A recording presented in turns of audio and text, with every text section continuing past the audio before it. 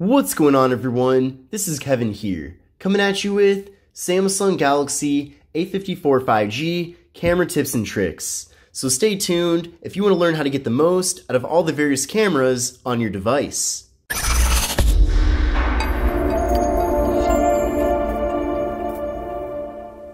Now the first thing I want to do is go over all the various cameras that we're actually getting here with the Samsung Galaxy A54 5G. And there are 4 different cameras located on the phone. Now the first camera is the 32 megapixel front-facing camera. Now this camera is capable of taking 4K videos, and it also supports portrait mode. Then on the back of the phone, there's 3 different cameras with a 50 megapixel main camera, a 12 megapixel ultra wide angle camera that can capture images at up to 123 degrees, and a 5 megapixel macro camera for close-up images. Now I also want to show you a quick and easy way to access the camera app on your device, and this is enabled by default. So all you have to do is just double press on the power button and it'll pull up the camera app. But now that we're in the actual camera app itself, this is how things look with the main rear 50 megapixel camera. Then from there, to access the ultra wide angle camera, you can go to 0.5 and I'll switch it over. So you can see, just by making that switch, I'm able to fit a lot more content into a single frame here. So the ultra wide camera is great for that. I especially like using it when I'm on vacation, as it's a great way to capture photos of all of my surroundings. And overall, I like how it kind of changes things up from the standard camera. Then to access the macro camera, you're gonna go over to the More tab, and then from there, you'll see it right here. So with the macro camera enabled, you have to be very close up, which is the purpose of this camera. But you can see by doing that, things are very crisp and clear here. So I'm gonna take a photo, there we go, and then I'll pull that up. And you can see that we have a lot of detail thanks to that macro camera. Then to get to portrait mode, you'll go over here to portrait, and with that, you'll get those nice blurred out backgrounds that I know that many people are a big fan of. Now in portrait mode, you can adjust the blur effect. So if you want less blur, you can do that, or if you want more blur, you can also make that adjustment. So that's really cool. Then to get to the front-facing camera, you'll go right here to flip around, and there's me. So you can see it is in portrait mode right now for the front camera. You can also adjust the blur effect for the front-facing camera too, and if you want to, you can even switch over to a group selfie option to kind of crop out a little bit. So that's really useful. And then if you want to take standard selfies, you can go over to the regular photo mode and do that instead, so that there is no blurred out background. It really is up to you. Now in this bottom slider, there are several different options. So you can see on the far left here, there is fun mode. That's kind of interesting. It creates filters and different things like that. So you can see there's me right there with the filter. Kind of interesting, kind of gimmicky, really depends on what kind of photo you're trying to take. But then from there, there's also portrait mode, I already showed you that, photo mode, video mode, and then also the more area here. So when you're in this part, there's a lot of different options. So you can see there's pro mode, pro video. So when you're in pro mode, you can adjust a lot of different things, such as the white balance, ISO, all of that. Then going over to pro video, you have also those same adjustments that you can make for video. There's also single take, night mode, food mode, panorama, macro, which I showed you already, super slow-mo, slow motion, and hyperlapse. Now, if you want to take any of these and add them to this bottom slider, you can easily do that. So go to the plus button, and then from there, you can pick up any of these. So I'm going to move macro down to this bottom slider. You're going to grab that, bring it down here, go to save, and then now we have macro as an option here. Also, if you'd prefer to remove some of these, you can't remove photo or video, but you can remove fun or portrait mode. So if you want to get rid of fun mode, you can do that. But for the sake of this demonstration, I'm going to put macro back to where it was before. Now taking a look at the various options up top here, the first one here is for filters. So you have the choice of a bunch of different filters here. You can have things be a little bit cooler. You can have things be softer. You can also have things be grayscale. So a lot of different choices here. There's also some different filter strength, customizations you can make. So that's really cool. Also up here is the option for motion photo. So it's kind of like Apple's live photos. I personally don't really care for that feature. I feel like it just fills up space on the phone for no reason. Also up here is an option for the aspect ratio. Now this is pretty interesting.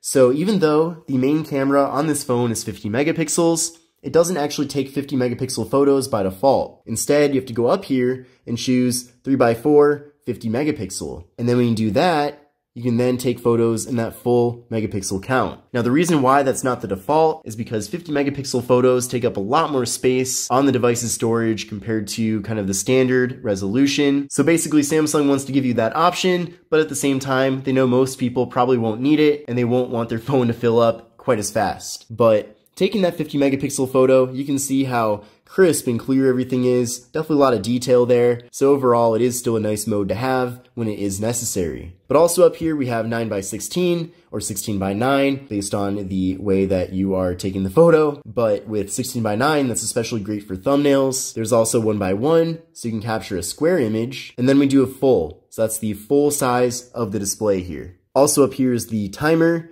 So you can do 2 seconds, 5 seconds, or 10 seconds, or no timer. So that's pretty convenient. There's also an option for the flash. So you can have no flash, flash on auto, or flash at all times. Then heading over to video, there's similar options up here, but you can pick the video resolution. So you can do regular 720p at 30 FPS. You can do 1080p at 30 FPS. You can also do 1080p at 60, or if you want to do 4K video, you can do that at 30 FPS. So a lot of different options when it comes to the video resolutions here on the phone. You can also choose the aspect ratio for video as well. So you can see 9:16 or 16:9, that's the default. But if you want to, you can capture square video, or you can even capture video at the full device aspect ratio. Now, if you find yourself being pretty shaky when recording a video, this feature might come in handy. If you tap on this hand, it'll take you over to super steady mode. So that will make things a lot more steady when you're recording a video.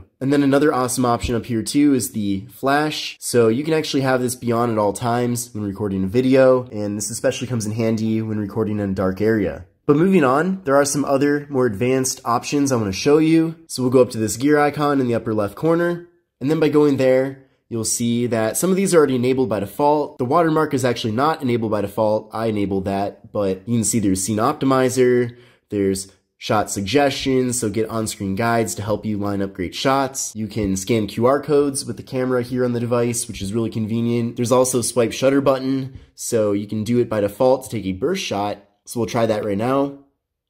So there we go. I just took 12 photos very quickly there. Then heading back over to these settings, you can change that to create a GIF or GIF image instead. So we'll give that a try. Okay, let's see how that looks. And there we go, I created the GIF or GIF. Now for watermark, this is really helpful to me, especially because I take a lot of photos with a lot of different devices when I'm doing my various reviews here on the channel. So this does help me a lot with keeping track of what phone took what picture. But we'll go there to watermark, and then we'll enable that.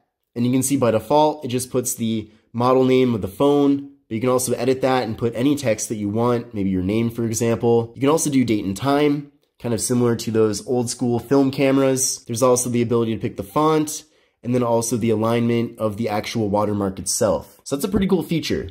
I'm a big fan of that. High efficiency pictures might be something worth considering. It uses a different photo image format, but basically it's not going to use up nearly as much space on your phone. Save selfies is previewed. It will save selfies and selfie videos as they appear in the preview without flipping them. Also something that you might want to try out. There's also high efficiency videos. There's also auto FPS, which is already enabled. Video stabilization, already enabled too. Auto HDR. HDR is usually a good thing, but sometimes you might not want it, so you can always disable it. Grid lines, that's sometimes helpful.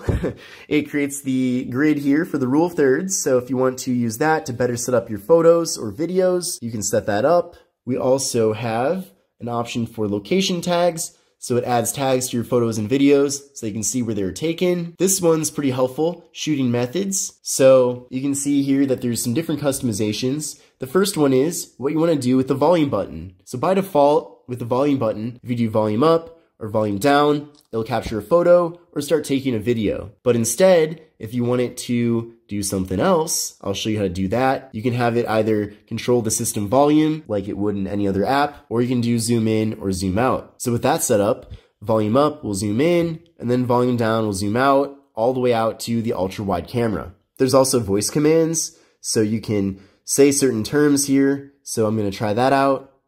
Smile. There we go, took the photo. Cheese. There we go, took the photo, so that's very accurate and very responsive, which I appreciate. In addition to that, there's floating shutter button, so with that enabled, you get a second shutter button that you can move anywhere throughout the camera app. So that might be more convenient, kind of depends on how you use your phone to take photos and capture videos, but you have that option. Let's see, we also have show palm. This one's pretty cool. So show your palm to the camera to take selfies or start recording selfie videos. So we'll flip around to the front-facing camera. I'm gonna show my palm. And there we go, it just took the selfie. And then if there are certain settings that you always want to be enabled by default and you are disappointed that they're not currently, there is an option here called settings to keep. So if we go here, there's a list of different things. So for example, the camera modes, selfie angles, high picture resolutions, which I mentioned earlier on in this video. If you want 50 megapixel to be the default all the time, you can enable that. There's also filters and super steady. So again, if there are certain settings that you always find yourself changing and you want to keep those permanently, then you might want to head over to settings to keep. But this concludes my video on camera tips and tricks for the Samsung Galaxy A54 5G. There's certainly a lot of different options here with this phone, and hopefully this video gave you a better idea of how to make the most of the cameras on your device. But if you like this video, definitely give it a thumbs up. But this is Kevin here, and I will see you in the next one.